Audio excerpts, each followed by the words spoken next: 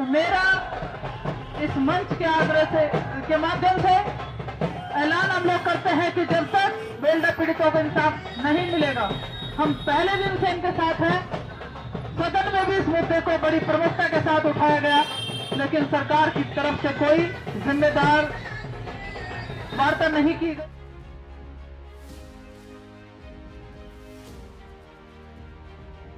नमस्कार दोस्तों, आप देख रहे हैं रुड़की हब और मैं हूं आपके साथ नितिन कुमार। दोस्तों, इस वक्त धरना स्थल पर मौजूद हूं और यहां पर भगवानपुर विधायक ममता राकेश जी, झबरेड़ा विधायक वीरेंद्र जाति जी पहुंचे हैं। क्या कुछ कहना चाहते हैं, क्योंकि 12 सूत्रीय मांगे अब तक मांगी नहीं गई है, उस पर बात चल रही है, लेकिन अभी तक कोई निर्णय निकलकर सामने नहीं आया है। ममता राकेश जी, क्या कहना चाहेंगे? आज धरना स्थल पर आप पहुंची हैं, बड़ी पीड़ा है परिवारजनों को, 2 लोगों की मौत भी हो चुकी है, उसको लेकर क्या कहेंगे आप? देखिए, बहुत दुखद है कि आज तक सरकार के द्वारा बेलडा पीड़ितों को इंसाफ नहीं मिल पाया है, जिसके एवज में आज 14वां दिन यहाँ धरने पर बैठे हुए हो गया है। लेकिन सरकार ने और सरकार के प्रतिनिधियों ने इनकी कोई सुध नहीं ली और इन्हें यहाँ धरने पर बैठने को मजबूर होना पड़ा है। आप देख ही रहे हैं कि पहले दिन से लेकर हम पूरी शिद्दत के साथ, पूरी कांग्रेस पार्टी बेलडा पीड़ितों के साथ खड़ी है और इस मुद्दे को बड़ी मजबूती के साथ विधानसभा सत्र में उठाने का काम किया था, लेकिन आज तक इस बारे में कोई सकारात्मक प्रयास सरकार के द्वारा नहीं किए गए हैं। 12 सूत्रीय मांगे हैं, आयोग से मीटिंग भी चल रही है, शासन प्रशासन से बात भी चल रही है, लेकिन सामने कुछ निकलकर निष्कर्ष नहीं आ रहा। उसको लेकर क्या कहेंगी? क्या किन की खामियां नजर आती है इसको लेकर आप? देखिए, जब हमारे कांग्रेस के शीर्ष नेताओं के नेतृत्व में बेलडा पीड़ित पंकज के पिताजी और प्रमोद की माताजी, प्रमोद जिनकी मृत्यु कुछ दिन पहले एम्स ऋषिकेश हुई है, उनकी माताजी हमारे साथ में माननीय हरीश रावत जी, माननीय करण महाराज जी और माननीय यशपाल आर्य जी और हम सब कांग्रेस के विधायक और बेलडा पीड़ित और कुछ और पदाधिकारी गण यहाँ मुख्यमंत्री से मिले थे और उन्होंने सकारात्मक आश्वासन हमें दिया था कि हम इसमें निश्चित रूप से इनके साथ न्याय करेंगे। और 2 मृतक, उस समय तक पंकज ही मृत था, पंकज की पत्नी को नौकरी की बात हुई थी और सरकार की तरफ से इन्हें उचित मुआवजा राशि की बात हुई थी और इस परिवार को आर्थिक रूप से सहायता करने की बात हुई थी। लेकिन आपने बात की कि अनुसूचित जाति आयोग के अध्यक्ष के साथ में 12 सूत्रीय मांगे, उन 12 सूत्रीय मांगों का जब निर्धारण किया गया, हम में से कोई भी विधायक, कांग्रेस का कोई भी विधायक उस मीटिंग में नहीं था, इसलिए मुझे 12 सूत्रीय मांगों का बाद में पता चला। हालांकि जिस दिन प्रमोद की मौत हुई, मैं पूरा दिन एम्स ऋषिकेश में रही और हमारे सामने एसपी देहात और जॉइंट मजिस्ट्रेट रुड़की बैठे थे, उनके साथ बैठ कर के वार्ता हुई थी कि 1 या 2 दिन में इस मुद्दे पर बात करते हैं, लेकिन ना तो हमें कोई सूचना दी गई और ना हमें उस मीटिंग में शामिल किया गया।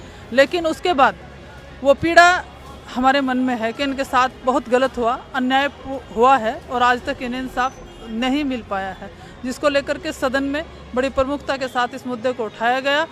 अब किन साथियों ने, अनुसूचित जाति के अध्यक्ष जी मुकेश जी, जिनके सामने वार्ता हुई कि 12 सूत्रीय मांगे, उनमें से कोई मांग मुझे नहीं लगता कि अब तक पूरी की गई। हम लोग और बेलडा पीड़ित लगातार सीबीआई जांच की बात करते रहे हैं। हमारी मांग और इनकी मांग आज भी यही थी कि सीबीआई जांच की जाए। सीबीसीआईडी जांच की बात किसने की हमें नहीं पता, क्योंकि हमने पहले ही दिन से कांग्रेस कह रही है कि जो पुलिस अधिकारी यहाँ हैं, इन्हें छोड़ करके दूसरे आला अधिकारियों से या रिटायर्ड जज से इस मामले की पूरे प्रकरण की जांच की जानी चाहिए और निष्पक्षतापूर्ण जांच की जानी चाहिए और दोषियों को सजा मिलनी चाहिए और इनके साथ इंसाफ होना चाहिए। बेलडा प्रकरण को आपने भी देखा, वहाँ पर पहले पुलिस पर पथराव हुआ, फिर पुलिस की कार्रवाई से जो कुछ हुआ वो सभी ने देखा। यहाँ पर पोस्टर भी लगाए गए हैं, उसको लेकर क्या कहेंगी? भाई, पुलिस कहती है कि हमारे साथ कौन खड़ा है, उनके भी कई अधिकारी घायल हुए थे, उसको लेकर क्या कहेंगी? देखिए, आपने देखा कि मैंने सदन में भी, हम पुलिस के साथ भी खड़े हैं, हम सही करने वालों के साथ खड़े हैं। जिन्होंने पुलिस के साथ गलत किया, मैं उसका भी समर्थन नहीं करती, मैं कठोर शब्दों में उसकी निंदा करती हूँ। जिन्होंने पुलिस के, हमारे अधिकारियों के साथ गलत व्यवहार किया, निश्चित रूप से जांच में उन्हें चिन्हित किया जाना चाहिए। जिन्होंने गलत किया उन्हें सजा मिले। मैं फिर कहती हूँ कि निष्पक्ष जांच की जानी चाहिए, दोषियों को सजा मिलनी चाहिए और पीड़ितों को इंसाफ मिलना चाहिए और ये तमाम मुकदमे वापस किए जाने चाहिए। धरना स्थल पर जो बैठे हैं, चाहे योगेश हो चाहे उनके समर्थक हो, उन पर मुकदमे भी किए गए हैं, उसको लेकर क्या कहेंगी? क्या प्रशासन चाहता है कि धरना कमजोर पड़ जाए?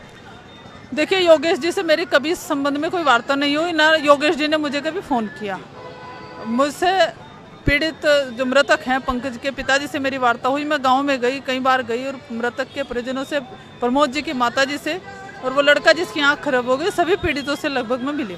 लेकिन योगेश जी ने मुझसे कभी संपर्क नहीं किया, तो उनके बारे में मैं कोई टिप्पणी नहीं करना चाहती। झबरेड़ा विधायक वीरेंद्र जाति जी हमारे साथ मौजूद है। क्या कहना चाहेंगे, आज धरना स्थल पर आप पहुंचे हैं, सरल स्वभाव के विधायक आप माने जाते हैं, क्या कहेंगे सर? देखिए, आज हम धरना स्थल पर हैं और आज 14वां दिन है, और ये धरना जो है ये सरकार की अकर्मण्यता का नतीजा है। अगर वो लोग इस मामले को लेकर के, बेलडा प्रकरण को लेकर के गंभीर होते तो अब तक इसका समाधान, जो सुलझाव है, वो सरकार ने कर दिया होता। लेकिन ये सरकार जो है, हम लोगों ने डे फर्स्ट से, हम लोग सभी कांग्रेस के विधायकगण, कांग्रेस पार्टी इसमें निष्पक्ष जांच की मांग कर रहे हैं। हम लोग सीबीआई जांच की मांग इसमें कर रहे हैं। जज कांता प्रसाद जी भी आए थे, उन्होंने भी धरने का समर्थन किया था और उन्होंने कहा था कि दलितों पर उत्तराखंड में, उत्तर प्रदेश में अत्याचार हो रहा है। उसको लेकर क्या कहेंगे? क्या इसीलिए मांगे नहीं माने जा रही? सरकार को क्या पहल करनी चाहिए? देखिए, जितने भी आंकड़े आते हैं उत्तर प्रदेश और उत्तराखंड में, वाकई जो हालात हैं, जो हमारे रिटायर्ड जज कांता प्रसाद जी ने कहा, वो आंकड़ों के आधार पर ही कहा। और ये जो ज़्यादतियाँ हो रही हैं, इन पर अंकुश लगाना वास्तविकता में ज़रूरी है, और इन पर अंकुश लगाने के लिए सरकार को एक स्ट्रिक्ट पहल करनी चाहिए, ताकि एक उदाहरण और नज़ीर बन सके, और भविष्य में कोई भी व्यक्ति अपराध करता हुआ एक बार सोचे कि गलत करोगे तो उसका परिणाम क्या होगा। लेकिन सरकार तो कहती है सबका साथ, सबका विकास, सबको साथ लेके चलती है, तो फिर भेदभाव, आपको लगता है कि भेदभाव कर रही है? देखिए, सरकार मात्र जुमले के रूप में इसका इस्तेमाल करती है। सरकार की कथनी और करनी में जो है वो ज़मीन आसमान का अंतर है। अगर वो लोग कथनी और करनी को एक साथ रखते और अच्छे से इस जो बेलड़ा का जो प्रकरण है, इसमें अच्छे से निर्णय लेते हुए न्यायपूर्ण अगर कार्रवाई कर देते, तो हम लोगों को आज यहाँ बैठने की ज़रूरत न पड़ती। तो दोस्तों, मैं आपको बता दूं, यहाँ दो विधायक जी आए हुए थे। उन्होंने कहा कि सरकार अगर अपनी पहले ही कार्रवाई कर चुकी होती तो ये धरने की नौबत ना आती, यहाँ पर धरने पर लोग नहीं बैठते। अब आगे क्या होता है, हम पूरी अपडेट देते रहेंगे। इस वीडियो को ज़्यादा से ज़्यादा शेयर कीजिएगा, लाइक कीजिएगा, और अपने कमेंट जरूर लिखिएगा कि इस धरने को लेकर आप क्या सोचते हैं। क्या पीड़ित परिवार को जल्दी से जल्दी न्याय मिलना चाहिए या नहीं? नितिन कुमार रुड़की, हब से।